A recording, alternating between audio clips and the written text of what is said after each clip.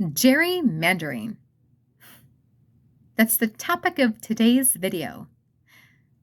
You hear it all over in mainstream media, that because Texas is trying to redistrict, essentially, redraw its map to better represent its constituents in Washington.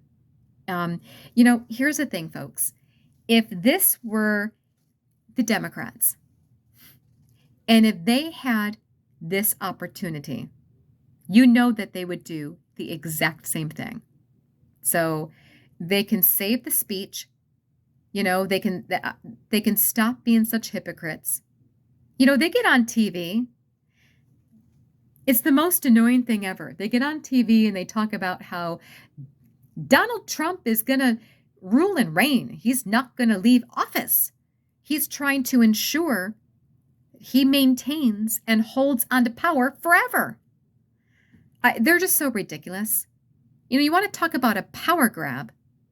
That's what the Democrats have been doing. They've been doing it for years, actually. Talk about a power grab. You even had Sleepy Joe open up our border wide for anybody to come in. And it's not because they cared about the plight of the people. It had nothing to do with that.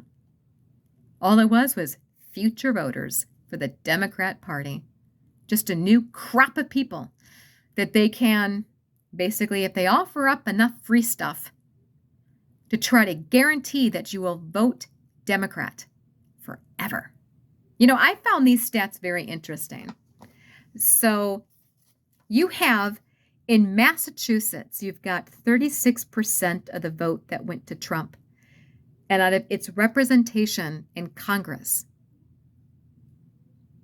all 9 of 9 representatives are Democrat. You mean not even a single Republican? Okay. In Illinois, 43% went to Trump, 17 Democrat representatives to just 3 Republican. In New York State, you have 45% went towards Trump.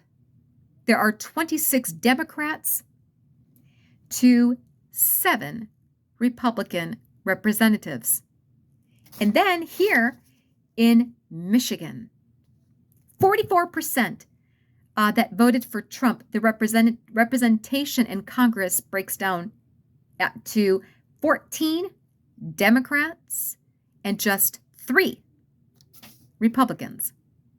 I could go on. I'm not going to do a state by state, California and all of that. The point is, if this were the Democrats, they would do the exact same thing. So I guess spare me the hypocrisy, the duplicity, the double standard. This is not a power grab. If anything, they're trying to better represent for the first time Republicans.